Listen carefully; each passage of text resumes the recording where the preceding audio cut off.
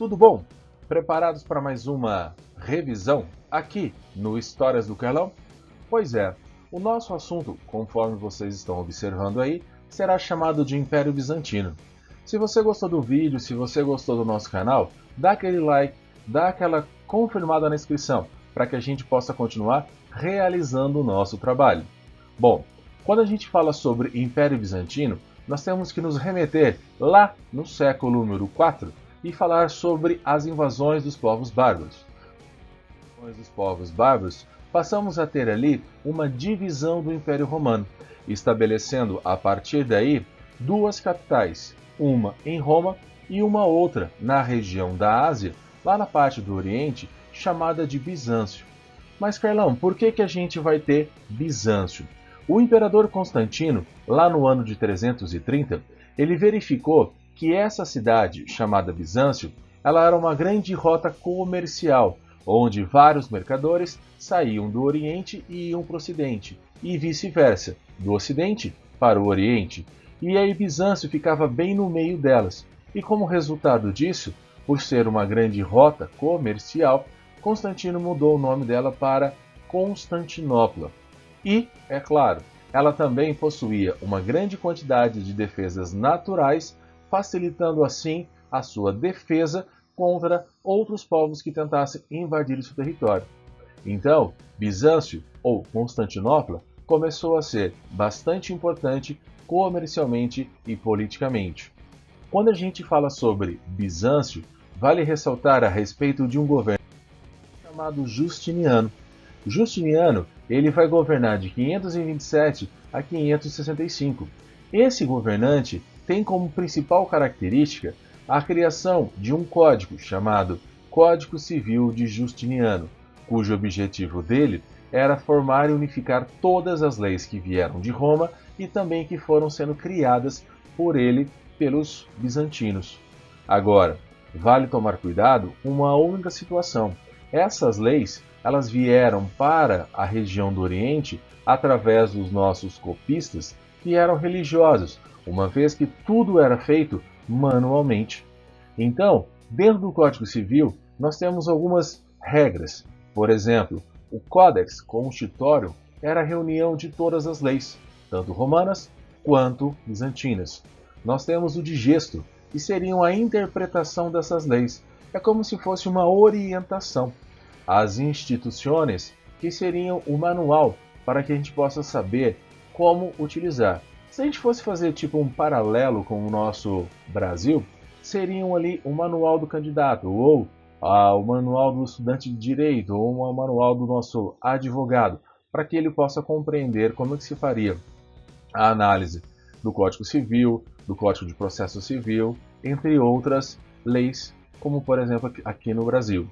E finalmente nós temos a Nova Lei, que seriam as leis recentes criadas então pelo imperador chamado de Justiniano, certo? Justiniano, a gente pode lembrar de uma outra situação que é importante. Ele acaba unificando o papel do imperador e o papel da igreja, uma vez que ele desenvolve uma ideia chamada de cesaropapismo, onde a denominação César se denominaria um período de poder temporal, enquanto que o papismo seria esse poder temporal.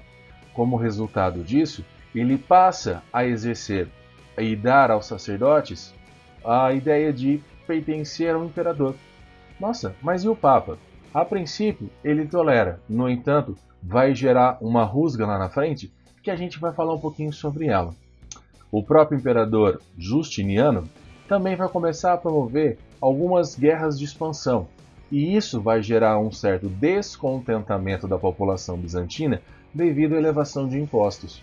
E, para tentar acalmar a famosa ideia já praticada pelos romanos, chamada de pão e circo, ela começa a ser desenvolvida ainda mais no hipódromo de Constantinopla, onde, numa disputa de bigas, dois grupos, verdes e azuis, chegam empatados.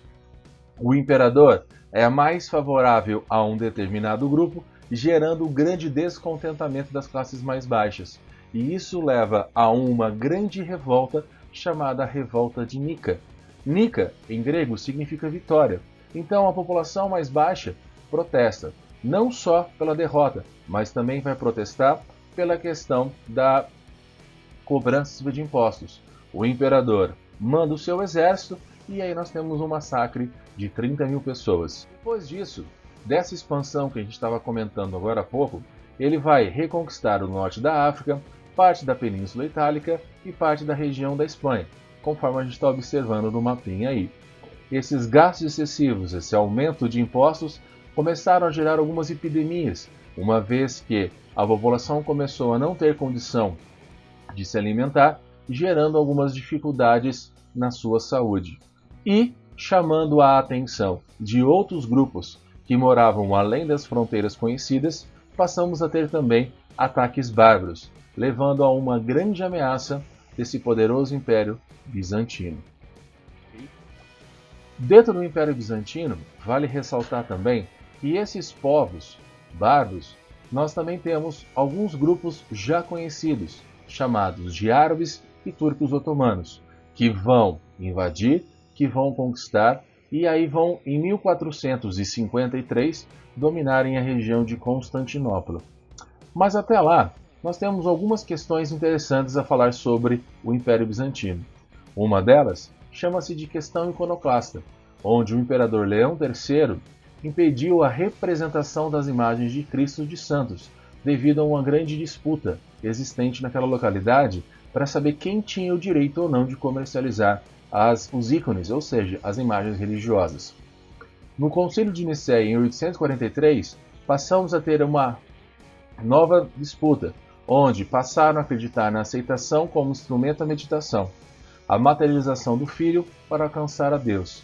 Peraí, professor, o que isso quer dizer? Eles passaram a perceber que você não precisa necessariamente ter algum tipo de instrumento para você alcançar a Deus. Ele serve como reflexão. E isso voltou a permitir novamente o uso do quê? O uso de alguns símbolos religiosos. Lembra que eu comentei com vocês a questão do cesaropapismo? Pois é, aqui que a gente tem essa questão da separação das igrejas. No ano de 1054, a gente vai ter uma briga envolvendo o Papa e os imperadores bizantinos. E isso gera um cisma.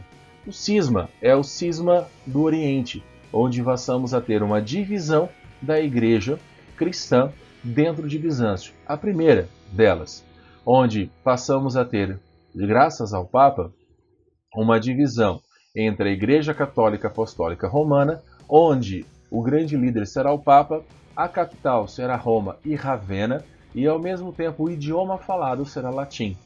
Já a Igreja Católica Ortodoxa Grega tem como principal representante o Patriarca, onde a cidade-sede era Constantinopla e o idioma falado era o grego.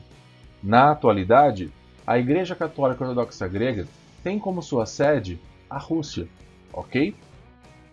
Além disso, um outro fator que leva à crise do Império Bizantino são os aumentos dos impostos, algumas crises internas envolvendo os seus imperadores, a ideia do renascimento comercial urbano, onde nas cidades europeias, a partir do século XIII, a gente tem um renascimento dessas cidades e o comércio, e isso dificulta um pouco a necessidade de depender única e exclusivamente de Constantinopla. E a sua finalização se dá com a tomada de Constantinopla pelos turcos otomanos em 1453. Eles passam a ter a ideia da fusão da tradição grega e romana, eles começam a apresentar o comércio de sedas e especiarias, promovendo assim o intercâmbio cultural com o povo do Oriente e do Ocidente, desenvolvem a arte teatral, o desenvolvimento da arte do mosaico, o hipódromo como grande objeto de construção do pão e circo. Além disso, a gente passa a ter uma outra situação, que era a qual? A construção de uma grande catedral chamada Hagia Sophia, que era um grande monumento que, mesmo sendo invadido pelos turcos otomanos em 1453, eles permaneceram os símbolos religiosos cristãos que lá existiam. E mediante a imagem, a gente tem uma olhada de como é a Igreja de Santa Sofia e, ao mesmo tempo, como ela era por dentro, onde temos símbolos cristãos e também símbolos árabes. Galera, eu vou ficando por aqui. Aquele abraço. Qualquer coisa, nós nos encontramos nas redes sociais. Valeu! Até mais!